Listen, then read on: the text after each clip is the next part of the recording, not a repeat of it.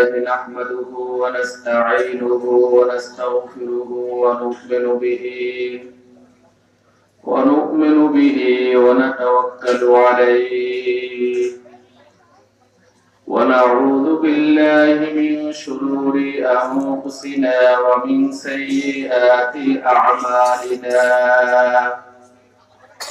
من يهده الله فلا مضل له ومن يضلله فلا هادي له ونشهد أن لا إله إلا الله وحده لا شريك له ونشهد أن سيدنا وسندنا وحبيبنا وحبيب ربنا وطبيبنا وطبيب قلوبنا ومولانا وأولانا محمدا عبده ورسوله الذي أرسله بالحق بشيرا ونذيرا وداعيا إلى الله بإذنه وسراجا منيرا أما بعد فأعوذ بالله من الشيطان الرجيم بسم الله الرحمن الرحيم إنا أعطيناك الكوثر فصل لربك وانحر إن شانئك هو الأبتر وقال رسول الله صلى الله عليه وسلم يقال لصاحب القرآن اقرأ وارتقق ورتل كما كنت ترتل في الدنيا فإن منزلك عند آخر آية تقرأها وقال رسول الله صلى الله عليه وسلم ليردن علي أقوام أعرفهم ويعرفونني ثم يحال بيني وبينهم أو كما قال النبي عليه الصلاة والسلام إن الله وملائكته يصلون على النبي يا أيها الذين آمنوا صلوا عليه وسلموا تسليما اللهم صل على محمد وعلى آل محمد সকলে পড়েন দুরূদ ইব্রাহিম اللهم صل على محمد وعلى آل محمد كما صليت على إبراهيم وعلى آل إبراهيم إنك حميد مجيد اللهم بارك على محمد وعلى آل محمد كما باركت على إبراهيم وعلى آل إبراهيم إنك حميد مجيد जिस घड़ी निकले बदन से मेरी जान कलमाए तौहीद बिरदे जुबान तू अज़ाबे नार से हमको बचा हो न हम बेआबे रोज़े जज़ा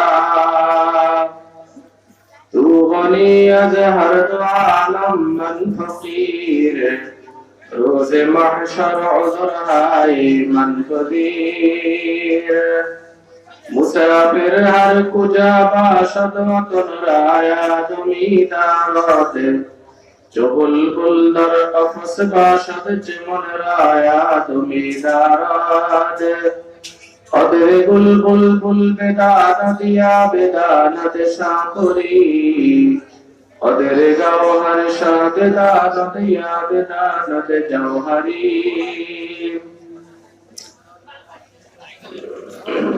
জামিয়া মুহাম্মাদিয়া নোয়াখালী মাদ্রাসা কর্তৃক আয়োজিত আজকের এই মাহফিলের মুহতারাম সভাপতি ওয়াজিবুল ইহতিরাম হযরত উলামায়ে কেরাম,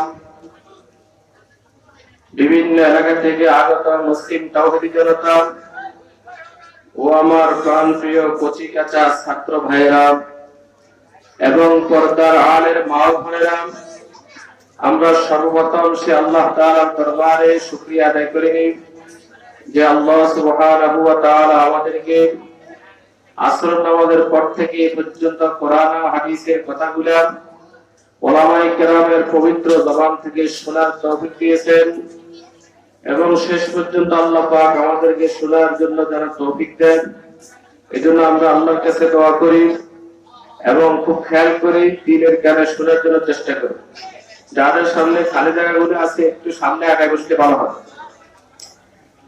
আমি আপনাদের সম্মুখে কোরআন কারীমের একখানা ছোট্ট সূরা তেলাওয়াত করছি, যে সূরাটি 3 আয়াত বিশিষ্ট এবং এই সূরাটা নাযিল হয়েছে মক্কা শরীফে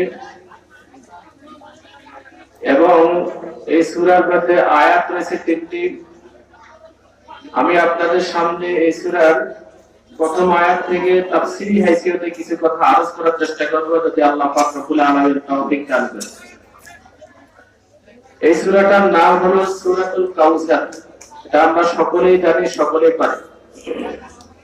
যদিও সূরাটা আমাদের কাছে আকারে ছোট দেখা যায়, কিন্তু এই সূরার অনেক তাৎপর্য, অনেক গুরুত্ব। এই সূরার শান নজুল হলো, এই সূরাটা নাযিল হয়েছে কেন, তার পিছনে কারণ কি, প্রেক্ষাপট বা শান নজুল হলো বিশ্বনবী সাল্লাল্লাহু আলাইহি সাল্লামের 4 জন ছেলে ছিল। কয়জন? একজন ছেলের নাম ছিল কাসিম, আরেকজনের নাম তাহের, আরেকজনের নাম তৈয়ব, আরেকজনের নাম ইয়াকুব বা ইব্রাহিম। এই 4 জন ছেলে একের পরে একে মারা গিয়েছে। একের পর একজন মারা যাওয়ার পরে মক্কার কাফেররা আমার নবী বিশ্বনবী সাল্লাল্লাহু আলাইহি সাল্লামকে নির্বংশিয়া বলে গালি দেওয়া শুরু করছে। নাউযুবিল্লাহ। রাসূলুল্লাহ সাল্লাল্লাহু আলাইহি সাল্লামের 4 জন ছেলে একের পর এক মারা গিয়েছে। এত তো শোকাহত। আবার মক্কার কাফেররা বিশ্বনবী সাল্লাল্লাহু আলাইহি সাল্লামকে নির্বংশিয়া বলে গালি দিচ্ছে। মানসিক টেনশন আরো বাড়ায় দিচ্ছে। একদিন কি হুজুর সাল্লাল্লাহু আলাইহি সাল্লামের ছেলেরা দুনিয়া থেকে চলে গিয়েছেন, একজন নয়, দুইজন নয়, একের পর এভাবে 4 জন ছেলে মারা গিয়েছে। খুব শোকাহত জীবন। আবার কাফেরদের এই সমস্ত তিরস্কার আর উপহাসের কারণে যে মুহাম্মদ নির্বংশিয়া, তার বংশ বিস্তার আর হবে না, কিয়ামত পর্যন্ত তার নাম উচ্চারণকারী আর কেউ থাকবে না, এমন কথা বলে গালি দিয়ে বিশ্বনবী সাল্লাল্লাহু আলাইহি সাল্লামকে মানসিকভাবে অনেক বেশি টেনশনগ্রস্ত করে ফেলেছে।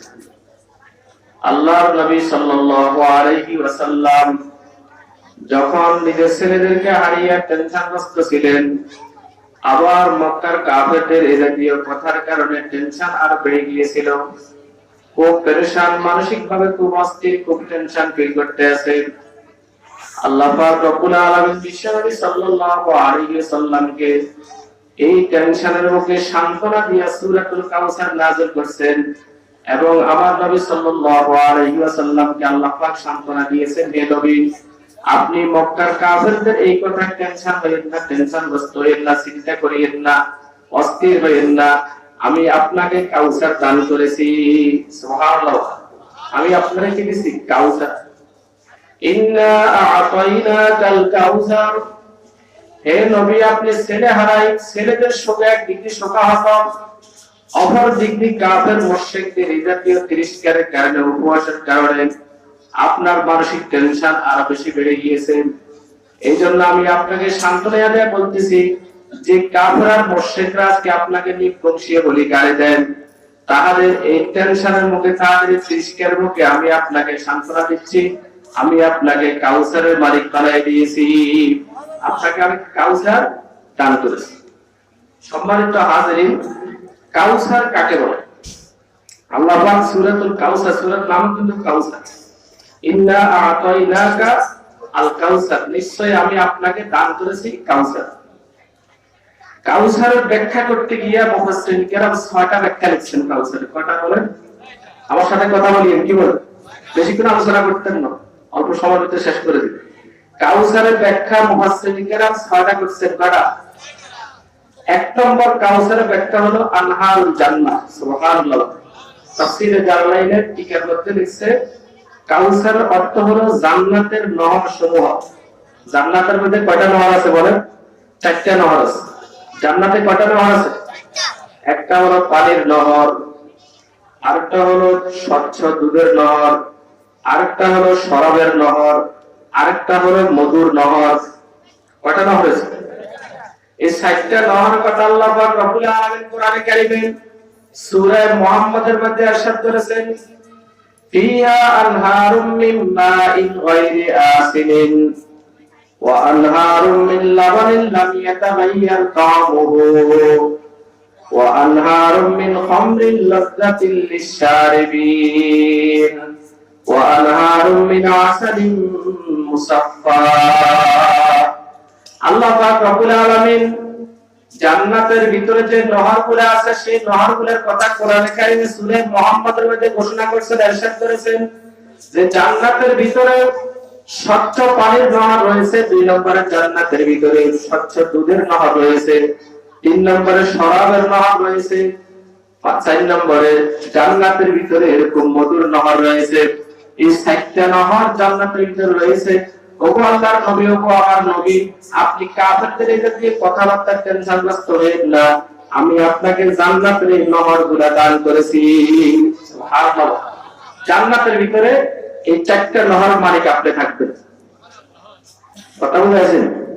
এই 4টা নহর থেকে মানুষ জান্নাতে কি করবে? দুধ পান করবে, মধু পান করবে, পানি পান করবে, শরবত পান করবে। বিশ্বনবী সাল্লাল্লাহু আলাইহি ওয়াসাল্লাম যে রাত্রিতে মেরাজে গিয়েছিলেন, আল্লাহ পাক রব্বুল আলামিন বিশ্বনবী সাল্লাল্লাহু আলাইহি সাল্লামকে জান্নাতে পাঠিয়েছেন জান্নাত দেখার জন্য। জান্নাত কিভাবে আল্লাহ পাক জান্নাতীদের জন্য সাজাইছেন, নবী রাসূলদের জন্য জান্নাত কিভাবে সাজাইছেন, উলামায়ে কেরামদের জন্য জান্নাত কিভাবে সাজাইছেন, দিনদার ফরজগার নামাজি আল্লাহওয়ালাদের জন্য জান্নাত কিভাবে সাজাইছেন সেটা দেখার জন্য। সুবহানাল্লাহ। আল্লাহর নবী সাল্লাল্লাহু আলাইহি সাল্লাম যখন জান্নাতে গেলেন, গোটা জান্নাত পরীক্ষা করলেন, দেখলেন, ঘুরে ঘুরে দেখলেন জান্নাতের কোথায় কোন নেয়ামত আল্লাহ পাক রাখছেন। দেখার পরে জান্নাতের 4টা নহর যখন দেখছেন, তখন জিবরাইলকে জিজ্ঞেস করলো, জিবরাইল, জান্নাতের ভিতরে যে আমি 4টা নহর দেখতে আছি, পানির নহর, দুধের নহর, শরবতের নহর এবং মধুর নহর, এই নহরগুলা কোথায় থেকে জারি হয়েছে, শুরু হয়েছে, কোথায় যায় শেষ হয়েছে, একটু আমাকে জানায় দিলে ভালো হয়। কথা বুঝে আছেন? আমার কথা বুঝেননি আপনারা? আল্লাহর নবী জিবরাইলকে মেরাজের রাত্রিতে জান্নাতে বলতেছে, এই যে নহর 4টা জান্নাতে দেখা যাচ্ছে, এগুলা কোথায় থেকে শুরু হয়েছে এবং এগুলা কোথায় যায় শেষ হয়েছে। হযরত জিবরাইল আলাইহিস সালাতু ওয়াস সালাম বিশ্বনবী সাল্লাল্লাহু আলাইহি সাল্লামকে বললেন, ওগো আল্লাহর নবী, এই নহরগুলা হাউজে কাউসার যায় শেষ হয়েছে, তবে এগুলা কোথায় থেকে শুরু হয়েছে সেটার খবর আমার নাই, সেটা আমি জানি না। আল্লাহ পাক আমাকে সেটা জানায় নাই। যদি আপনার জানার প্রয়োজন হয় তাহলে আপনি আল্লাহ পাকের কাছে দোয়া করেন, আল্লাহ পাক আপনাকে জানাই দিবেন এই নহরগুলা কোথায় থেকে জারি হয়েছে, শুরু হয়েছে, কোথায় থেকে শুরু হয়েছে। এটা আল্লাহর কাছে দোয়া করেন, আল্লাহ কি করবেন? জানাই দিবেন। আল্লাহ রাসূল সাল্লাল্লাহু আলাইহি ওয়াসাল্লাম তখন আল্লাহ পাকের দরবারে দোয়া করেন, ওগো আল্লাহ, জান্নাতের ভিতরে আমি ঘুরিয়ে দেখলাম জান্নাতের 4টা নহর রয়েছে, এই নহরগুলা কোথায় থেকে শুরু হয়েছে যদি একটু আমাকে জানায় দেন তাহলে ভালো হয়। মুহূর্তের ভিতরে আল্লাহ পাক রব্বুল আলামিন একজন ফেরেশতা আল্লাহর নবীর কাছে পাঠিয়ে দিলেন। ওই ফেরেশতা আসিয়ে বললেন, ওগো আল্লাহর নবী, আপনি একটু চক্ষু বন্ধ করেন। বিশ্বনবী সাল্লাল্লাহু আলাইহি ওয়াসাল্লাম তখন চক্ষু বন্ধ করলেন, আর চক্ষু বন্ধ করার পর মুহূর্তের ভিতরে আল্লাহ পাক রব্বুল আলামিন প্যারা নবী মুহাম্মদুর রাসূলুল্লাহ সাল্লাল্লাহু আলাইহি সাল্লামকে এমন এক বিশাল গম্বুজের সামনে নিয়ে হাজির করেছেন, যে বিশাল গম্বুজ, এত বড় গম্বুজ, সারা পৃথিবীকে যদি ওই গম্বুজের উপরে বসায় দেওয়া হয়, মনে হবে যে বিশাল একটা পাহাড়ের উপরে একটা ছোট্ট পাখি বসে রয়েছে। সুবহানাল্লাহ, বুঝেন তো? কথা বুঝেন না আমার? তাইলে গম্বুজটা কত বড়, যে গম্বুজের উপরে সারা পৃথিবীকে বসায়া দিলে মনে হবে যে বিশাল পাহাড়ের উপর একটা ছোট্ট পাখি বসে রয়েছে। কথা বুঝেন না? এত বিশাল গম্বুজ। এবং বিশ্বনবী সাল্লাল্লাহু আলাইহি সাল্লাম দেখলেন সেই গম্বুজের দরজা হলো ইয়াকুতের, এবং সেই গম্বুজের দরজার তালা হলো স্বর্ণের। আল্লাহ পাক রব্বুল আলামিন ফেরেশতাকে বললেন, আমার নবীকে বলেন, এই গম্বুজের দরজার পাশে দাঁড়ায়া, এই গম্বুজের দরজার সামনে দাঁড়ায়া বিসমিল্লাহির রহমানির রহিম তেলাওয়াত করার জন্য। ফেরেশতা আল্লাহর নবীকে যখন বলল, আল্লাহর নবী আপনি এখানে দাঁড়ায়া বিসমিল্লাহ শরীফ পড়েন, তাহলে এই গম্বুজের গেটটা, এই তালাটাই দরজাটা মুহূর্তের ভিতরে খুলে দেবে। বিশ্বনবী সাল্লাল্লাহু আলাইহি ওয়াসাল্লাম তখন পড়লেন বিসমিল্লাহির রহমানির রহিম। বিসমিল্লাহ শরীফ পড়ার সাথে সাথে গম্বুজের দরজা খুলে গেল। আল্লাহর নবী সাল্লাল্লাহু আলাইহি ওয়াসাল্লাম তখন সেই গম্বুজের ভিতরে ঢুকলেন। ঢুকিয়ে দেখলেন গম্বুজের ভিতরে 4টা পিলার রয়েছে। প্রথম পিলার মধ্যে বিসমিল্লাহর মিম আছে, আর সেই মিম থেকে পানির নহর জারি হয়েছে। সুবহানাল্লাহ। দ্বিতীয় পিলারের মধ্যে লফজ লেখা আছে, সেই পিলার থেকে আল্লাহ পাক রব্বুল আলামিন দুধের নহর জারি করে দিয়েছেন। তৃতীয় পিলারের মধ্যে আর রহমান লেখা আছে, সেই পিলার থেকে আল্লাহ পাক রব্বুল আলামিন শরবতের নহর জারি করে দিয়েছেন। চতুর্থ পিলারের মধ্যে আর রহিম লেখা আছে, সেই পিলার থেকে আল্লাহ পাক রব্বুল আলামিন এইভাবে মধুর নহর জারি করে দিয়েছে। সুবহানাল্লাহ। তাহলে জান্নাতের ভিতরে 4টা কি আছে? নহর রয়েছে। এই নহরগুলোর উৎপত্তি স্থল কোথায়? ওই গম্বুজের ভিতরে। এবং বিশ্বনবীকে আল্লাহ পাক এটা মেরাজের রাত্রিতে কি করছেন? জানাই দিয়েছেন। ফিহা আনহারুম মিন মাইন গায়রি আসিলিন, ওই জান্নাতের মধ্যে স্বচ্ছ পানির নহর রয়েছে। অফিহা আনহারুম মিন লাবানিন লাম ইয়াতাগায়্যার তা'আমুহু, এবং সেই জান্নাতের ভিতরে স্বচ্ছ দুধের নহর রয়েছে, যে দুধ কখনো নষ্ট হওয়ার নয়। অফিহা আনহারুম মিন খামরিন লাযযাতিন লিশ-শারিবিন, এবং সেই জান্নাতের ভিতরে স্বচ্ছ শরবতের নহর রয়েছে। অফিহা আনহারুম মিন আসালিন মুসাফফা, এবং সেই জান্নাতের ভিতরে মধুর নহর রয়েছে।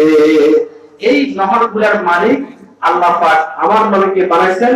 আর কাউসারের অর্থ হলো এই জান্নাতের নহরগুলো। সুবহানাল্লাহ। তাহলে অর্থ হবে ইন্না আতাইনাকাল কাউসার, এই নবী আমি আপনাকে জান্নাতের পানির নহরের মালিক বানাইছি। এই নবী আমি আপনাকে জান্নাতের মধুর দুধের নহর মালিক বানাইছি। এই নবী আমি আপনাকে জান্নাতের শরবতের নহরের মালিক বানিয়ে দিয়েছি। এই নবী আমি আপনাকে জান্নাতের মধুর নহরের মালিক বানিয়ে দিয়েছি। এই জাতীয় কাফের মুশরিকরা আজকে আপনাকে তিরস্কার করে, পরকালে সমস্ত কাফের মুশরিকের 4টা নহরের কোন নহরের কাছে যাইতে পারবে না। কথা বুঝাইছেন? আপনি এদের এই সমস্ত তিরস্কারে আপনি টেনশনগ্রস্ত হবেন না, চিন্তা করিয়েন না, পেরেশান হয়ে অস্থির হয়ে। তাইলে কাউসার এক অর্থ হলো জান্নাতের কি? নহরগুলো। কাউসারের দ্বিতীয় নম্বর তাফসীর মুফাসসিরিন কেরাম লিখছেন হাউজে কাউসার। ইন্না আতাইনাকাল কাউসার, হে নবী আমি আপনাকে হাউজে কাউসারের মালিক বানাইলাম। আমি আপনাকে হাউজে কাউসার দান করেছি। হাউজে কাউসার কাকে বলা হয়? হাউজে কাউসার বলা হয় কিয়ামতের ময়দানে আল্লাহ পাক রব্বুল আলামিন যে হাউজটা রাখবেন, শুধুমাত্র কিয়ামতের ময়দানে ওই হাউজ থেকে কিয়ামতের ময়দানের মানুষরা পানি পান করবে। আর সেই হাউজটা কিয়ামতের ময়দানে আর কোনো হাউজ থাকবে না। কিয়ামতের ময়দানে যেদিন আল্লাহ পাক রব্বুল আলামিন মানুষের মাথার একদিকে করে সূর্য দিবেন, সূর্যের তাপে জমিন লাল হয়ে যাবে, মানুষের মাথার মগজ বাতের মতো টকবকে উঠবে, মানুষ পানি পানি করে চিৎকার দিবে, কিন্তু কোথাও কোনো পানির সন্ধান পাওয়া যাবে না। সেই দিন শুধুমাত্র আমার নবী বিশ্ব নবী মুহাম্মদুর রাসূলুল্লাহ সাল্লাল্লাহু আলাইহি ওয়াসাল্লামের কাছে হাউজে কাউসার পানি থাকবে। সেই দিন মানুষ পানি পানি করে চিৎকার দিয়ে এদিক সেদিক ছুটাছুটি করবে, কোথাও পানির সন্ধান পাওয়া যাবে না। দলে দলে মানুষ হাউজে কাউসার পানি পান করার জন্য বিশ্বনবী সাল্লাল্লাহু আলাইহি ওয়াসাল্লাম সেই দিন কেবলমাত্র তার পাঁচ উম্মতগুলোকে হাউজে কাউসারে পানি পান করাইবে। সুবহানাল্লাহ। এই জন্য হাউজে কাউসার পানিটা কেমন, যে হাউজে কাউসার পানি দুধের থেকে সাদা, যে হাউজে কাউসার পানি মধুর থেকে মিষ্টি, যে হাউজে কাউসার পানি আপনার বরফের থেকে ঠান্ডা। কিতাবের মধ্যে লেখে যদি কোন ব্যক্তি এক গিলাস এক টুক হাউজে কাউসার করে কিয়ামতের ময়দানে পান করে, কিয়ামতের ময়দানে 50,000 বছর থাকা লাগবে আর তার পানির পিপাসা লাগবে না। হাউজে কাউসার দামি নেবে কেন বলে? আজকে যারা কাফের মুশরিকরা আপনাকে নিকৌশিয়া বলে গালি দেয়, তিরস্কার করে, উপহাস করে, এই সমস্ত কাফের মুশরিকরা কিয়ামতের ময়দানে আপনার কাছে হাউজে কাউসারে পানি পান করার জন্য যাইবেন, কিন্তু সেই দিন তাদের হাউজে কাউসারে পানি নসিব হবে না। সেই দিন তারা বুঝবে দুনিয়াতে যা আপনারা তিরস্কার করছে, তিরস্কার করার দ্বারা তাদের কি ক্ষতি হয়েছে।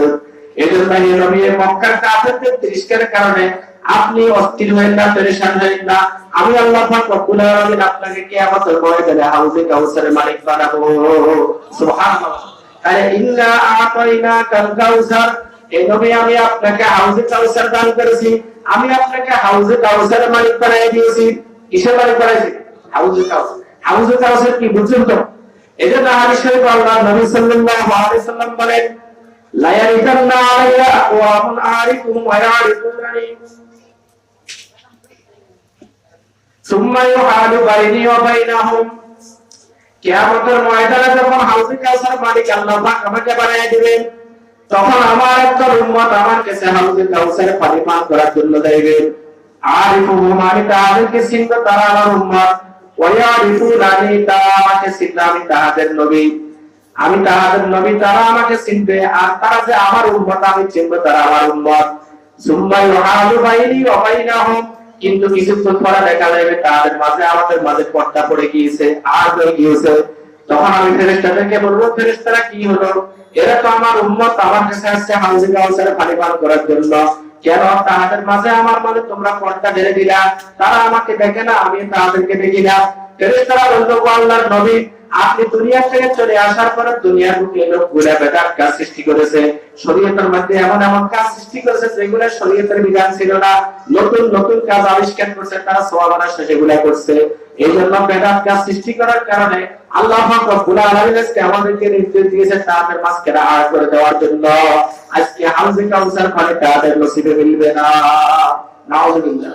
আর কিয়ামতের ময়দানে যারা হাউজে কাউসার পানি পাবে না, তাদের উপায় হবে না, কি বলে? উপায় নেই। এরপরে আল্লাহ নবী বলবেন, সওকান সওকান লিমান গায়্যারা বাদিন, দূর হও যারা আমার পরে আমার আমি তো শরীয়তের মধ্যে পরিবর্তন করেছ, আজকে তোমাদের হাউজে কাউসার পানি নসিব হবে না।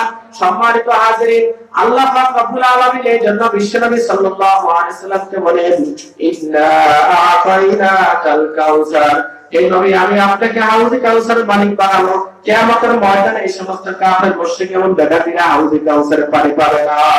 সুতরাং আপনি তাদের তিরস্কার আর উপহাসে আপনি টেনশনগ্রস্ত হয়ে না, চিন্তা করিয়েন না, অস্থির হয়ে না, চিন্তা করিয়েন না, অস্থির। ডাইরেক্ট কাউসারের দ্বিতীয় নম্বর তাফসীর হলো কি? হাউজে কাউসার। কাউসারের তৃতীয় নম্বর তাফসীর হলো উম্মত। আল্লাহ পাক রব্বুল আলামিন বিশ্বনবী সাল্লাল্লাহু আলাইহি সাল্লামকে এমন উম্মত দান করেছেন, এমন উম্মত দান করেছেন। এই কাউসার অর্থ হলো, হে নবী আমি আপনাকে এমন উম্মত দিয়েছি যে উম্মত আপনাকে বাদ দিয়ে কোথাও যাবে না, যে উম্মত আপনাকে তাদের জানের চাইতে বেশি ভালোবাসবেন। সুবহানাল্লাহ। এজন্য তাফসীরের মধ্যে আছে, কোরআন শরীফে আছে, হযরত মূসা আলাইহিস সালামের উম্মতগণ, মূসা আলাইহিস সালাম যখন তাদেরকে বলল তোমরা তোমাদের বাপ-দাদাদের বনু আমালেকা তোমরা স্বাধীন করো, তখন তারা তাদের বাপ-দাদাদের বনু আমালেকাকে স্বাধীন করার জন্য যখন গিয়েছিল, আর যখন তারা সেই এলাকার পাশে যায় শুনতে পাইলেন বনু আমালেকা যারা বসবাস করে তারা খুব শক্তিশালী, জনগণের তারা সর্বসেরা, তখন এই লোকগুলা ভয় ভয়া ভীত হইয়া তখন তারা মূসা আলাইহিস সালাম বলে, মূসা ইযহাব আনতা ওয়া রাব্বুকা ফাকাতিলা ইন্না হাউলা কাইদুন, হে মূসা তুমি এবং তোমার রব যে যুদ্ধ করো, আমরা যুদ্ধ করতে পারবো না, আমরা এখানে বসে থাকবো। আমরা এখানে কি থাকবো? বসে থাকবো। তাহলে মূসা আলাইহিস সালামের উম্মত মূসা আলাইহিস সালামকে বলতেছে আপনি যে যুদ্ধ করেন, আপনি যে কি করেন, আমরা যুদ্ধ করতে পারবো। কিন্তু বিশ্বনবী সাল্লাল্লাহু আলাইহি ওয়াসাল্লামকে আল্লাহ পাক এমন উম্মত দান করেছেন, বদরের যুদ্ধের সময় যখন যুদ্ধের ঘোষণা হলো, আল্লাহ নবী সাল্লাল্লাহু আলাইহি ওয়াসাল্লাম সাহাবায়ে কেরামের সাথে পরামর্শ করলেন কিভাবে যুদ্ধ করবেন। সাহাবায়ে কেরাম বিশ্বনবীকে যুদ্ধ করার জন্য বিভিন্ন পন্থা বিভিন্ন বুদ্ধি দিলেন। এরপর সাহাবায়ে কেরাম বললেন, আল্লাহর নবী, আমরা মূসা আলাইহিস সালামের উম্মতের মত নয় যে আমরা আপনাকে জিহাদের ময়দানে ফেলে চলে যাব, আপনাকে জিহাদের ময়দানে রেখে আমরা পলায়ন করব, বরং আপনি যুদ্ধের ঘোষণা করেন, কাফের মুশরিকদের সাথে আমরা যুদ্ধ করব, আমাদের শরীরে এক ফোঁটা রক্ত থাকা সত্ত্বেও আমরা জিহাদের ময়দান ছাড়ব না, আমরা জিহাদের ময়দান থেকে যাব না। ও আল্লাহর নবী, আপনি যুদ্ধের ঘোষণা করেন, আমরা আপনার সামনে থাকিয়া যুদ্ধ করব, আমরা আপনার পিছনে থাকিয়া যুদ্ধ করব, আমরা আপনার ডাইনে থাকিয়া যুদ্ধ করব, আমরা আপনার বামে থাকিয়া যুদ্ধ করব, আমরা মূসা আলাইহিস সালামের উম্মতের মত আপনাকে জিহাদের ময়দানে রাখি আমরা পলায়ন করব না। এজন্য আল্লাহ পাক রব্বুল আলামিন বলেন, ইন্না আতাইনাকাল কাউসার, হে নবী আমি আপনাকে এমন উম্মত দান করেছি যে উম্মত তাদের নিজের শরীরের থেকে আপনাকে বেশি ভালোবাসবে। সুবহানাল্লাহ। আর দেখছেন মূসা আলাইহিস সালামের উম্মতরা বলছে আপনি আর আপনার রওজায় যুদ্ধ করেন, আর মুহাম্মদ রাসূলুল্লাহ সাল্লাল্লাহু আলাইহি ওয়াসাল্লাম উম্মতরা বলছে আমরা আপনার ডাইনে বামে সামনে পিছনে সর্ব অবস্থা থাকিয়া যুদ্ধ পরিচালনা করব, আমাদের শরীরে এক ফোঁটা রক্ত থাকা সত্ত্বেও জিহাদের ময়দান থেকে ত্যাগ করব না। সুবহানাল্লাহ। তাই উম্মত এমন উম্মত দিয়েছেন যারা বিশ্বনবীকে তাদের নিজের শরীরে চাইতে বেশি কি করেন, ভালোবাসেন। এজন্য বিশ্বনবী সাল্লাল্লাহু আলাইহি ওয়াসাল্লাম এক হাদিসে ইরশাদ করেন, লা ইউমিনু আহাদুকুম হাত্তা আকুনা আহাব্বা ইলাইহি মিন ওয়ালিদিহি ওয়া ওয়ালাদিহি ওয়ান নাসি আজমাইন। তোমরা কোশ্চিন কেন পূর্ণাঙ্গ মুমিন হবে না যতক্ষণ পর্যন্ত আমি নবী মুহাম্মদ তোমাদের কাছে তোমাদের স্ত্রী থেকে বেশি ভালোবাসার পাত্র না হব, তোমাদের সন্তান থেকেও বেশি প্রিয় না হব, তোমাদের অর্থ সম্পদ থেকেও বেশি প্রিয় না হব, তোমাদের শরীর থেকেও বেশি প্রিয় না হব। হযরত ওমর ফারুক রাদিয়াল্লাহু তাআলা সেই পথে ছিলেন, তিনি বললেন, ইয়া রাসূলুল্লাহ, ইয়া হাবিবাল্লাহ, আমি আপনাকে আমার স্ত্রী থেকেও বেশি ভালোবাসি, আমি আপনাকে আমার সন্তান থেকেও বেশি ভালোবাসি, আমি আপনাকে আমার ধন সম্পদ থেকেও বেশি ভালোবাসি, কিন্তু ইয়া রাসূলুল্লাহ আপনাকে আমি আমার শরীর থেকে বেশি ভালোবাসি না। আল্লাহর নবী সাল্লাল্লাহু আলাইহি সাল্লাম হযরত ওমরকে বললেন, ওমর তাহলে তুমি এখনো পূর্ণাঙ্গ মুমিন হও নাই, তুমি এখনো পূর্ণাঙ্গ মুমিন হও নাই যতক্ষণ পর্যন্ত তোমার ভিতরে আমার ভালোবাসা তোমার শরীর থেকেও বেশি দেওয়া হবে। হযরত ওমর ফারুক রাদিয়াল্লাহু তাআলা কিছুক্ষণ পরে বললেন, ইয়া রাসূলুল্লাহ, ইয়া হাবিবাল্লাহ, আমি আপনাকে আমার স্ত্রী থেকেও বেশি ভালোবাসি, আমি আপনাকে আমার সন্তানদের থেকেও বেশি ভালোবাসি, আমি আপনাকে আমার ধন সম্পদ থেকেও বেশি ভালোবাসি, আমি আপনাকে আমার শরীর থেকেও বেশি ভালোবাসি। আল্লাহর নবী সাল্লাল্লাহু আলাইহি ওয়াসাল্লাম তখন হযরত ওমর ফারুক বলেন, তুমি এবার পূর্ণাঙ্গ মুমিন হয়েছো, এবার তুমি পূর্ণাঙ্গ মুমিন হয়েছো। তাইলে হুজুর সাল্লাল্লাহু আলাইহি ওয়াসাল্লামকে আল্লাহ পাক এমন উম্মত দান করছে যে উম্মত রাসূলুল্লাহ সাল্লাল্লাহু আলাইহি ওয়াসাল্লামকে তাদের নিজের জীবনের চাইতে বেশি কি করে ভালোবাসে। এজন্য হযরত আবু বকর সিদ্দিক রাদিয়াল্লাহু তাআলা আনহু হিজরতে রাসূলের সফর সঙ্গে ছিলেন। এজন্য হিজরতের সময় একবার হযরত আবু বকর সিদ্দিক রাসূলের সামনে দিয়ে হাঁটেন, আবার পিছনে চলে যায়, আবার ডানে চলে যায়, আবার বামে চলে যায়। আল্লাহর নবী সাল্লাল্লাহু আলাইহি ওয়াসাল্লাম বলেন, আবু বকর কি হলো তোমার, তুমি একবার আমার সামনে দিয়ে হাঁটো, আবার পিছনে যাও, আবার তুমি আমার ডানে চলে যাও, আবার বামে চলে, কেন এমন করতে আছো? হযরত আবু বকর সিদ্দিক রাদিয়াল্লাহু তাআলা বলেন, ইয়া রাসূলুল্লাহ, যেহেতু আপনাকে আমি আমার শরীর থেকে বেশি ভালোবাসি, এইজন্য আমি আপনার সামনে যখন যাই, যখন আমার মনের ভিতরে এই সন্দেহ সৃষ্টি হয় শত্রু বাহিনী সামনের দিক থেকে আসতে আছে আপনার পবিত্র শরীরে আঘাত করার জন্য, এইজন্য আমি সামনে চলে যাই যাতে করে শত্রু বাহিনীর আঘাত আমি আবু বকরের গায়ে পড়ে, আপনার গায়ে না পড়ে। সুবহানাল্লাহ। আরো জোরে বলুন সুবহানাল্লাহ। হযরত আবু বকর সিদ্দিক রাদিয়াল্লাহু তাআলা বলেন, ইয়া রাসূলুল্লাহ, যখন আমার মনের ভিতরে সন্দেহ সৃষ্টি হয় যে শত্রু বাহিনী পিছন দিক থেকে আসতে আছে, তখন আমি পিছনে চলে যাই যাতে করে শত্রু বাহিনী কোনো আঘাত করলে আপনার শরীরে না পড়ে, আমি আবু বকরের শরীরে পড়ে। একই উদ্দেশ্যে আমি ডান পাশে চলে যাই যে শত্রু বাহিনী কোনো আঘাত করলে যাতে করে আমি আবু বকরের গায়ে পড়ে, আপনার গায়ে না পড়ে। একই উদ্দেশ্যে আমি বাম পাশে যাই যাতে করে শত্রু বাহিনী কোনো আঘাত করলে আমি আবু বকরের গায়ে পড়ে, আপনার পবিত্র শরীরে না পড়ে। ইয়া রাসূলুল্লাহ, ইয়া হাবিবাল্লাহ, যেহেতু আমি আপনাকে আমার শরীর থেকে বেশি ভালোবাসি। সুবহানাল্লাহ। এজন্য সাহাবায়ে কেরাম বিশ্বনবী সাল্লাল্লাহু আলাইহি ওয়াসাল্লামকে নিজেদের শরীরের চাইতে বেশি ভালোবাসেন। তাদের উত্তরাধিকারে আমরাও বিশ্বনবী সাল্লাল্লাহু আলাইহি ওয়াসাল্লামকে আমাদের নিজের শরীরের চাইতে বেশি ভালোবাসি। সুবহানাল্লাহ। কে কে আছেন বিশ্ব নবীকে নিজের শরীর থেকে বেশি ভালোবাসেন? আল্লাহ আপনি কবুল করেন, সকলে বলেন আমিন।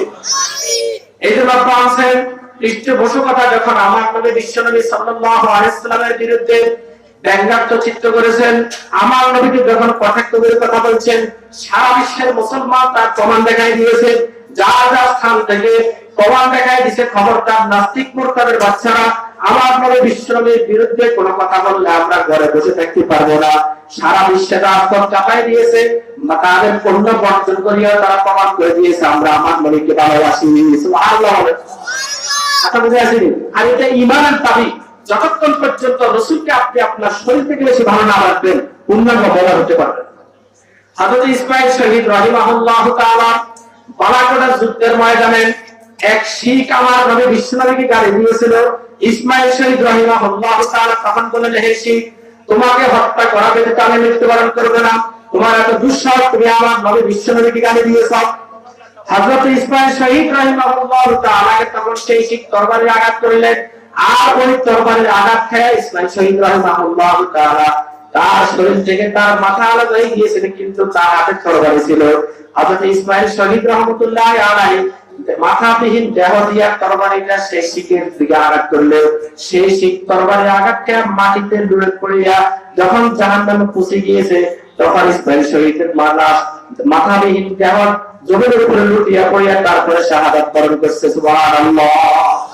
দেখছেন নবীর মহব্বত কেমন, নবীর প্রেম কেমন অন্তরে, যে তোমাকে হত্যা করা ব্যতীত আমি কি হবো না, আমি মৃত্যুবরণ করবো। ঠিকই মাথাবিহীন দেহ দিয়ে তাকে হত্যা করে তারপরে গিয়েছে, তিনি শাহাদাত বরণ করছে। সুবহানাল্লাহ। এটাকে বলা হয় নবীর মহব্বত, এটাকে বলা হয় নবীর ইশক। আর আমরা এখন তো আছি মুখে মুখে নবীর মহব্বত, কি বলেন? চিকার ব্যক্তি আমরা নবীর মহব্বত, কি বলেন? আমরা মুখে মুখে আশিকে রাসূল দাবি করি, বিশ্ব আশিকে রাসূল, কিন্তু রাসূলের বিরুদ্ধে গালি দিলে আমাদের আর কোনো খবর থাকে না। কি করে আছে না এরকম কিছু?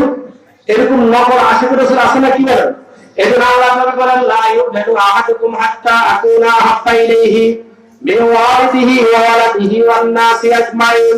তোমরা পূর্ণাঙ্গ মুমিন হইতে পারবে না পর্যন্ত, যে পর্যন্ত আমি নবী মুহাম্মদ তোমাদের কাছে তোমাদের স্ত্রী থেকে বেশি ভালোবাসার পাত্র না হব, আমি নবী মুহাম্মদ তোমাদের কাছে তোমাদের জনসম্পদ থেকে বেশি ভালোবাসার পাত্র না হব, তোমাদের সন্তান থেকেও বেশি প্রিয় না হব, তোমাদের শরীর থেকেও বেশি প্রিয় না হব। এই জন্য বিশ্বনবী সাল্লাল্লাহু আলাইহি সাল্লামকে সব কিছু থেকে বেশি ভালোবাসা, এটা আমাদের ঈমানের অংশ। সুবহানাল্লাহ। এই জন্য রাসূল সাল্লাল্লাহু আলাইহি সাল্লামকে সাহাবায়ে কিরাম নিজেদের জীবনের চাইতে বেশি ভালোবাসেন। রাসূলুল্লাহ সাল্লাল্লাহু আলাইহি সাল্লাম যখন হিজরত করতে মদিনার দিকে রওনা হয়েছিল, তখন একটা গুহা ভিতরে আশ্রয় নিয়েছিল, কি বল নিছে না?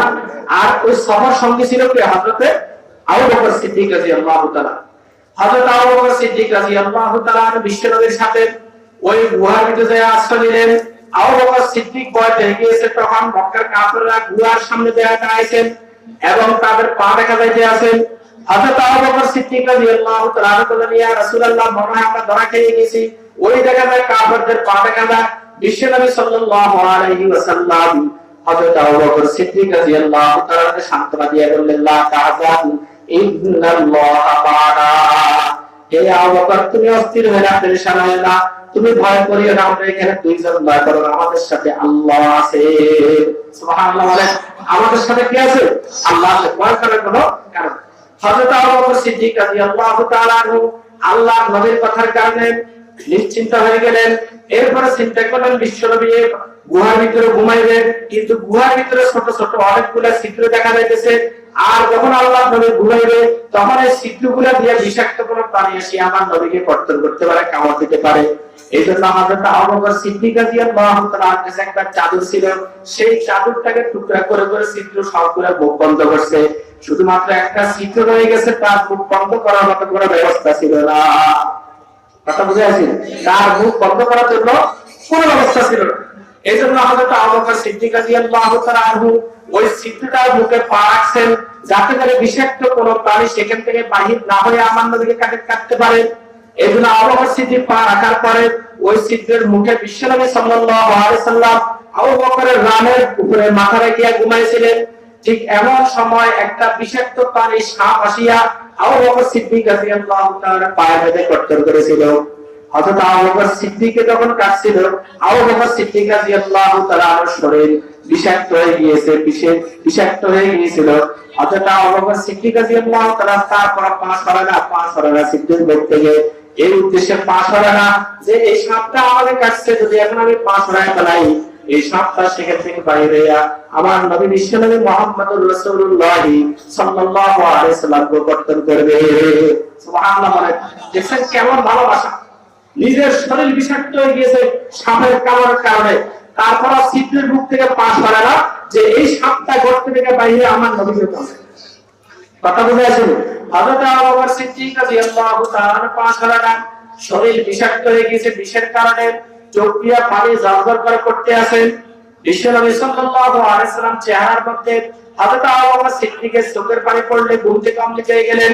এবার ঘুমন্ত ব্যক্তির চেহারাতে পানি মারলে যত ঘুমিয়ে থাকো জেগে যাবে।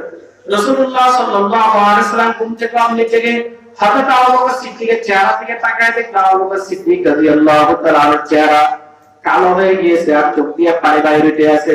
আল্লাহর নবী জিজ্ঞেস করলেন, কি হলো আবু বকর, তোমার কি হয়েছে? বলল, ইয়া রাসূলুল্লাহ, ইয়া হাবিবাল্লাহ, এই গুহার ভিতরে ঢোকার পরে এই গুহার ভিতরে ছোট ছোট অনেকগুলা গর্ত রয়েছে, ছিদ্র রয়েছে, সবগুলো আমি আমার চাদর সিরিয়া সবগুলোর মুখ বন্ধ করছিলাম, কিন্তু একটা ছিদ্র বন্ধ করতে পারি নাই। ইয়া রাসূলুল্লাহ, এজন্য আমি পা দিয়ে সেই ছিদ্রের মুখটা বন্ধ করছিলাম, যাতে করে বিষাক্ত কোনো প্রাণী ছিদ্রের ভিতর থেকে আসি আপনাকে কামড় দিতে না পারে। এই জন্য মনে হয় কোন বিষাক্ত কিছু আমার পা কর্তন করেছে, কামড় দিয়েছে, আমি এখনো পর্যন্ত পা সরাই নাই, যাতে করে আপনাকে সেটা কামড় দিতে না পারে। আল্লাহর নবী সাল্লাল্লাহু আলাইহি সাল্লাম তখন বলেন, আবু বকর তুমি পা সরাও। হযরত আবু বকর সিদ্দিক রাদিয়াল্লাহু তাআলা পা সরালেন, আর আল্লাহর নবীর মুখের থেকে একটু লাড়া দিয়া আবু বকর সিদ্দিকের পায়ে যেখানে সাপে কামড় দিয়েছে সেখানে লাগায় দেওয়া সঙ্গে সঙ্গে আবু বকর সিদ্দিক সুস্থ হয়ে গিয়েছে। আর বলে বলনা সুবহানাল্লাহ। আল্লাহ নবীর মুখের থুতু ওষুধ ছিল। সুবহানাল্লাহ। কথা বুঝছেন?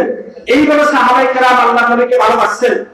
সাপে কামড় দিয়েছে, শরীর বিষাক্ত হয়ে গিয়েছে, তারপর ছিদ্রের মুখ থেকে পা সরানোর উদ্দেশ্যে যে আমার নবীকে সাপে কামড়াবে এটা আমি বরদাস্ত করতে পারি না, আবু বকর সিদ্দিক হয়ে আছে। সুবহানাল্লাহ।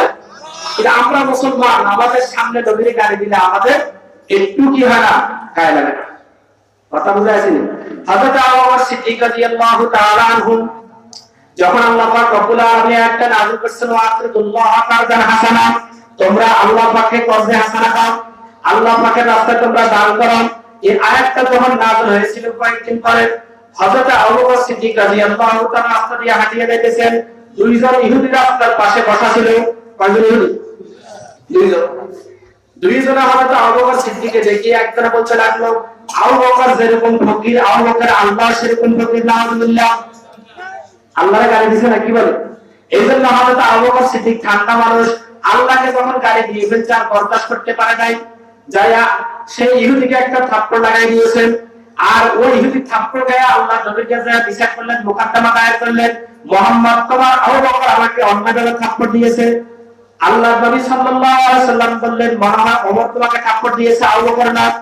তখন সেই ইহুদি বলে, আমি কি আবু বকরকে চিনি না, আবু বকর আমাকে থাপ্পড় দিয়েছে। আল্লাহ নবী বলেন, না, মনে হয় তোমাকে ওমর থাপ্পড় দিয়েছে।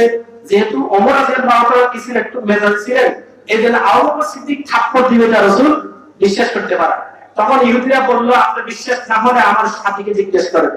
তখন সেও বলল, হ্যাঁ, আবু বকর তাকে থাপ্পড় দিয়েছে। আল্লাহর নবী সাল্লাল্লাহু আলাইহি ওয়াসাল্লাম জিজ্ঞেস করলেন, কেন থাপ্পড় দিয়েছে, কি অপরাধে? বলল, খামাখা থাপ্পড় দিয়েছে, আমার কোনো অপরাধ নাই। আল্লাহর নবী সাল্লাল্লাহু আলাইহি ওয়াসাল্লাম হযরত আবু বকর সিদ্দিক রাদিয়াল্লাহু তাআলাকে ডাক দিলেন। আবু বকর সিদ্দিককে জিজ্ঞেস করলেন, আবু বকর তুমি এই লোকটাকে থাপ্পড় দিয়েছে কিনা? বলল, ইয়া রাসূলুল্লাহ, তাকে আমি থাপ্পড় দিয়েছি, তবে কেন দিয়েছি জিজ্ঞাসা করেন। আল্লাহর নবী সাল্লাল্লাহু আলাইহি ওয়াসাল্লাম বললেন, আবু বকর আছে, তোমরা বলো কেন তোমাকে আবু বকর থাপ্পড় দিয়েছে? সে বলল, খামাখা আমাকে থাপ্পড় দিয়েছে। হযরত আবু বকর সিদ্দিক বলেন, ইয়া রাসূলুল্লাহ, খামাখা আমি তাকে থাপ্পড় দেই নাই। আমি যখন রাস্তা দিয়ে আসতেছিলাম তখন ইহুদি বলছিল, আমি যেরকম ফকির আমার আল্লাহ ফকির। নাউযুবিল্লাহ। আমি যেরকম ফকির আমার আল্লাহ ফকির। ইয়া রাসূলুল্লাহ, ইয়া হাবিবাল্লাহ, আমি এই কথাটা বরদাস্ত করতে পারি না, এইজন্য তাকে থাপ্পড় দিয়েছি। আল্লাহর নবী সাল্লাল্লাহু আলাইহি ওয়াসাল্লাম তখন সেই ইহুদিকে জিজ্ঞেস করলো, সত্য করে বলো, তুমি কি এই কথা বলছিলে কিনা? বলল, না মুহাম্মদ, আমি এই কথা বলি নাই। আমার সঙ্গীকে জিজ্ঞেস করেন। সঙ্গী বলল, না মুহাম্মদ, আমার সঙ্গী এই কথা বলে নাই। আল্লাহ নবী সাল্লাল্লাহু আলাইহি ওয়াসাল্লাম তখন বিচার করবেন, যেহেতু বিচারের আসনে আসেন। আবু বকর সিদ্দিকের পক্ষে কোনো সাক্ষী নাই, ইহুদির পক্ষে তার বন্ধু সাক্ষী রয়েছে। ঠিক আছে, সাক্ষী আছে আবু বকর সিদ্দিকের পক্ষে কোনো সাক্ষী আছে নাই। রাসূলুল্লাহ সাল্লাল্লাহু আলাইহি ওয়াসাল্লাম এখন বিচার করবেন। যেহেতু বিচারকরা সাক্ষী সাক্ষ্য অনুযায়ী বিচার করে, কি বলে বিচারকরা তার গায়েব যাবে, স্পটে যায় নাই, গায়েবও করে না। এই জন্য রাসূল এখন সাক্ষী সাক্ষ্য অনুযায়ী বিচার করিয়া আবু বকর সিদ্দিককে কি করবেন, দোষী করবেন, এটাই সিদ্ধান্ত নিয়েছেন বড়। কিন্তু আল্লাহ পাক রব্বুল আলামিন সহ্য করতে পারে নাই। যেখানে আবু বকর সিদ্দিক রাদিয়াল্লাহু তাআলা আনহু আমার সম্মান রক্ষা করার জন্য থাপ্পড় দিয়েছে, আমাকে ইহুদি গালি দিয়েছে, সে সহ্য করতে পারে নাই। আমি আল্লাহ আবু বকরকে আমার নবীর সামনে বেইজ্জতি করব না, অপদস্থ করব না। সুবহানাল্লাহ বলেন। আল্লাহ পাক রব্বুল আলামিন তখন হযরত আবু বকর সিদ্দিকের পক্ষের সাক্ষী হিসেবে জিবরাইলকে আল্লাহ নবীর কাছে পাঠায় বলেন, তাই আমার নবীকে বললাম আবু বকর সিদ্দিকের পক্ষের সাক্ষী স্বয়ং আল্লাহ। আবু বকর সিদ্দিকের পক্ষের সাক্ষী স্বয়ং আল্লাহ। এই ইহুদি আল্লাহকে গালি দিয়েছে বিধায় আবু বকর সিদ্দিক রাদিয়াল্লাহু তাআলা আনহু সেই ইহুদিকে থাপ্পড় দিয়েছে, এমনি থাপ্পড় দেয় না। সুবহানাল্লাহ বলেন। তাই কি বুঝলেন, আবু বকর সিদ্দিক ঠান্ডা মানুষ ছিল, যখন আল্লাহকে গালি দিয়েছে তখন ঠান্ডা গরম হয়ে গিয়েছে, সঙ্গে সঙ্গে অ্যাকশন করে দিয়েছে। সুবহানাল্লাহ। কথা বুঝেছেন? এই জন্য আবু বকর সিদ্দিক রাদিয়াল্লাহু তাআলা আনহু সাহাবায়ে কেরাম, সকল সাহাবায়ে কেরাম আল্লাহ এবং আল্লাহর নবীকে সবকিছু থেকে বেশি ভালোবাসে, নিজেদের শরীর থেকেও বেশি ভালোবাসে। সুবহানাল্লাহ। কথা বুঝেছেন? এই জন্য আবু বকর সিদ্দিক রাদিয়াল্লাহু তাআলা আনহু আল্লাহর ইজ্জত রক্ষা করার কারণে আল্লাহ পাক তার ইজ্জত রক্ষা করছে। সুবহানাল্লাহ বলেন। যে ব্যক্তি আল্লাহ এবং তার রাসূলের ইজ্জত রক্ষা করবে, আল্লাহ পাক রব্বুল আলামিন দুনিয়া আখিরাত উভয় জায়গায় তার ইজ্জত রক্ষা করবে। এইজন্য আল্লাহ পাক রব্বুল আলামিন বিশ্বনবী সাল্লাল্লাহু আলাইহি ওয়াসাল্লামকে বলেন, ইন্না আতাইনাকাল কাউসার, হে নবী আমি আপনাকে এমন উম্মত দান করেছি যে উম্মত সবকিছু থেকে আপনাকে বেশি ভালোবাসবে, তাদের নিজের শরীর থেকে বডি থেকে তারা আপনাকে বেশি ভালোবাসবে। তারা মূসা আলাইহিস সালামের মতো নয় যে জিহাদের ময়দান থেকে তারা আপনাকে রাখিয়ে পলায়ন করবে। সুতরাং আপনি অস্থির হয়ে না করে সাথে আপনাকে এমন উম্মত দান করেছি যে উম্মত আপনাকে তাদের সবকিছু থেকে বেশি ভালোবাসে। কথা বুঝে আসেনি? হযরত মূসা আলাইহিস সালামের মৃত্যুবরণ করার পরে মূসা আলাইহিস সালাম মৃত্যুবরণ করার পর বনি ইসরাইল গোমরাহ হয়ে গেছে, তারা মূর্তি পূজা শুরু করছে। তখন আল্লাহ পাক রব্বুল আলামিন তাদের উপরে নারাজ হইয়া একজন জালিম বাদশা তাদের উপরে নিযুক্ত করেছেন। জালিম বাদশার নাম ছিল জালুত। জালিম বাদশার নাম কি ছিল? জালুত ছিল। এই জালুত জালিম বাদশা বনি ইসরাইলের সাথে যুদ্ধ করে তাদেরকে হারিয়ে ফেলছেন এবং তাদের বাপ দাদার আমলের একটা সিন্ধুক ছিল, সেই সিন্ধুকটাও তারা কি করছে, নিয়ে গেছে। সিন্ধুকটার ভিতরে ছিল মূসা আলাইহিস সালামের পাগড়ি, হারুন আলাইহিস সালামের পাগড়ি, মূসা আলাইহিস সালামের জুতা, মূসা আলাইহিস সালামের লাঠি। কথা বুঝাইছেন? এবং এই সিন্ধুকটা তারা সামনে রাখিয়া যুদ্ধ করলে যুদ্ধে জিততেন, বনি ইসরাইল যুদ্ধে কি করতেন, জিততেন। কিন্তু জালুত এটা তাদের থেকে কি করছে, নিয়ে গেছে। নিয়ে নেওয়ার পরে এখন যেখানে রাখে সেখানে মহামারী দেখা দেয়। জালুত এই সিন্ধুকটা যেখানে রাখে সেখানে মহামারী দেখা দেয়। এইভাবে 5টা শহর তাদের কি ধ্বংস হয়ে গেছে। তখন বনি ইসরাইল বুঝতে পারছে তারা যে অন্যায় অপরাধ করছে, এই অন্যায় অপরাধ করার কারণে আল্লাহ পাক রব্বুল আলামিন কি করছেন, তাদের উপরে নারাজ হয়ে জালিম বাদশা তাদের উপরে নিযুক্ত করছেন, মোতায়েন করছেন। এই জন্য তারা তাদের সেই সময় নবী ছিল হযরত শামুঈল আলাইহিস সালাতু ওয়াস সালাম। নবীর নাম কি বলেন? হযরত শামুঈল আলাইহিস সালাতু ওয়াস সালাম। তারা যা বলেন, হে নবী আপনি আল্লাহর কাছে দোয়া করে আমাদেরকে এমন একজন বাদশা দিবেন যে বাদশার নেতৃত্বে আমরা জালুতের বিরুদ্ধে যুদ্ধ করে আমরা কি করব, জয়লাভ করব। কথা বুঝে আসেন? হযরত শামুঈল আলাইহিস সালাতু ওয়াস সালাম তখন আল্লাহর দরবারে দোয়া করলেন। আল্লাহ পাক রব্বুল আলামিন বলেন, ঠিক আছে তাদের জন্য আমি তালুত বাদশাকে পাঠাইলাম। কি বাদশা? তালুত। জালুত হলো জালিম আর তালুত হলো বনি ইসরাইলের পক্ষ হইয়া জালুতের বিরুদ্ধে কি করবে, যুদ্ধ করবে। যখন আল্লাহ পাক রব্বুল আলামিন তালুতকে পাঠালেন, তালুত শারীরিকভাবে একটু দুর্বল ছিল, তালুত গরীব ছিল। তখন ওই সময় বনি ইসরাইল লোকেরা বলল, এটা কিসের বাদশা আমাদের হবে, এটা আমাদের উপরে কিভাবে নেতৃত্ব দিবে, রাজত্ব করবে, এটা তো গরীব, এটা তো কোনো নবী বংশের না, কোনো বাদশা বংশের না। সুতরাং এর নেতৃত্ব আমরা মানি না, সুতরাং এর নেতৃত্ব আমরা কি করি না, মানি। তখন নবী শামুঈল আলাইহিস সালাম আল্লাহ পাক রব্বুল আলামিনের দরবারে দোয়া করার পরে আল্লাহ পাক রব্বুল আলামিন বলল, ঠিক আছে, সেই যে বাদশা আমি যে পাঠিয়েছি তার জন্য একটা আলামত, একটা নিদর্শন আমি পাঠিয়ে দিতেছি। হযরতে মুসা, হযরতে শামুঈল আলাইহিস সালাম দোয়ার বরকতে আল্লাহ পাক রব্বুল আলামিন তখন সেই সিন্দুকটা, যে সিন্দুকটা জালুত নিয়ে গিয়েছিল, সেই সিন্দুকটা নেওয়ার পর যেখানে লাগে সেখানে মহামারী দেখা যায়, এই জন্য 5টা শহর তারা ধ্বংস হয়ে গিয়েছিল। তখন সেই সিন্দুকটা তারা দুইটা গরুর পিঠে উঠাইয়া বাঁধিয়া যখন হাঁকাইয়া দিয়েছে, তখন আল্লাহ পাক দুইজন ফেরেশতা পাঠালেন, ওই দুইজন ফেরেশতা দুইটা গরুকে হাঁকাইয়া তার উত্তর বাইরে সিন্দুকটাকে পৌঁছাইয়া দিয়েছে। কথা বলছেন? ওই সিন্দুক, যে সিন্দুকের ভিতরে কি ছিল? মুসা আলাইহিস সালামের পাগড়ি, হারুন আলাইহিস সালামের পাগড়ি এবং মুসা আলাইহিস সালামের জুতা এবং কি লাঠি মোবারক। তখন এগুলো যখন পৌঁছায় দিয়েছে, তখন বিশ্বাস করছে তারা যে না, ঠিক আছে, আল্লাহ পাক তালুতকে আমাদের নেতৃত্ব দেওয়ার জন্য আমাদের উপরে ক্ষমতা প্রয়োগ করে পাঠিয়েছে। কথা বুঝাইছেন? এইটা যখন তাদের বিশ্বাস করেছে, তখন তারা তালুতের নেতৃত্ব মানছে, যুদ্ধ করবে। কার বিরুদ্ধে যুদ্ধ করবে? জালুত, জালিম বাদশার বিরুদ্ধে। তখন তালুত বনী ইসরাইল থেকে 70,000 যুবককে বেছে নিয়েছেন। তাফসীরে জার্মানি নাকি 70,000 যুবককে বেছে নিয়েছেন জালুতের বিরুদ্ধে যুদ্ধ করার জন্য। যখন তালুত তাদেরকে নিয়ে রওনা হলেন, তখন আল্লাহ পাক রব্বুল আলামিন একটা কানুন জারি করছে, কানুন, যে তোমরা যে যুদ্ধ করতে যাও, যুদ্ধ করতে যাওয়ার সময় সে পথের মধ্যে একটা নদী আছে, সেই নদী থেকে কেউ পানি পান করতে পারবে না। এবং মৌসুমটা ছিল খুব বেশি গরমের। মৌসুমটা কি ছিল? খুব বেশি গরমের ছিল। আবার তোমরা যুদ্ধে যাওয়ার সময় পথে ওই নদী থেকে কেউ পানি পান করতে পারবে না, শুধুমাত্র এক কোষ, যদি কাহার প্রয়োজন কতটুকু? এক কোষ, ইল্লা গোরফাতান দিয়াবি, ইল্লা গোরফাতান ওয়াহিদা, এক কোষ, হাতের এক কোষ কি করবে? পান করবে, এর বেশি না। তখন তারা যাওয়ার সময় 70,000-এর মধ্যে 313 জন ছাড়া আর বাকি সবাই পরিতৃপ্ত ভাবে কি করছে? পানি পান করছে। আল্লাহ পাকের হুকুম কি করছে? লঙ্ঘন করছে। কথা বলেন, আল্লাহ পাকের হুকুম কি করছে? লঙ্ঘন করছে। আল্লাহ পাক বলছে এক চিল্লু খাওয়ার জন্য তারা খাইছে পেট করি। এই জন্য তারা যুদ্ধের মনোবল হারিয়ে ফেলছে। শুধুমাত্র ওই 313 জন যারা আল্লাহর দেওয়া বিধান মতে এক চিল্লু পান করছে, তাদের ভিতরে কিন্তু যুদ্ধ করার স্পিড হয়ে গেছে। সুবহানাল্লাহ। আর বাকি সবাই নিষিদ্ধ ঘোষিত পানি খাওয়ার কারণে সবাই যুদ্ধ থেকে মনোবল হারিয়ে ফেলছেন।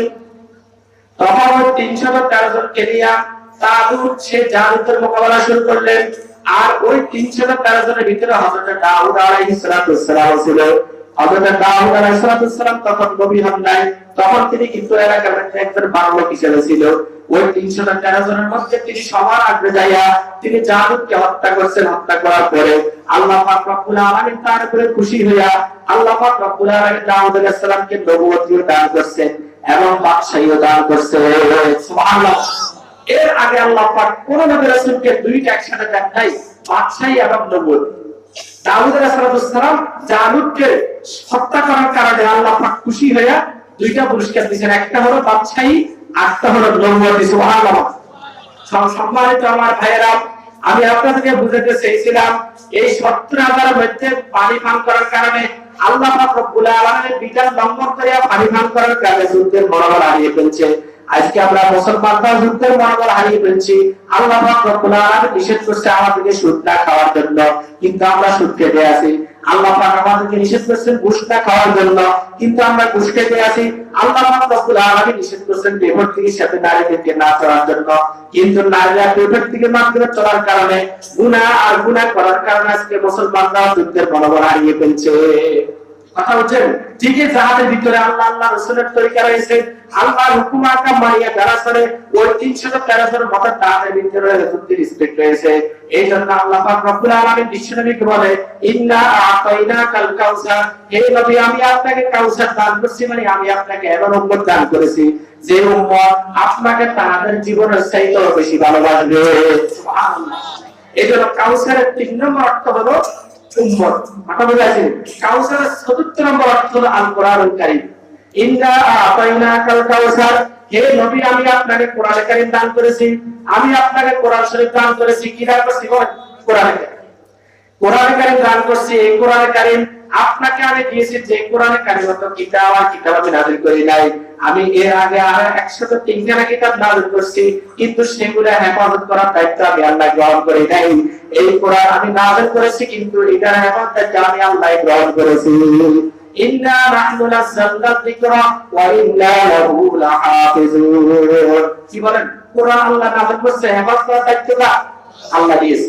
আল্লাহ পাক রব্বুল আলামিন এই কোরআনের আগে আরো যে কিতাবগুলো নাযিল করেছেন সেগুলো হেফাজত করার দায়িত্ব আল্লাহ দেন নাই।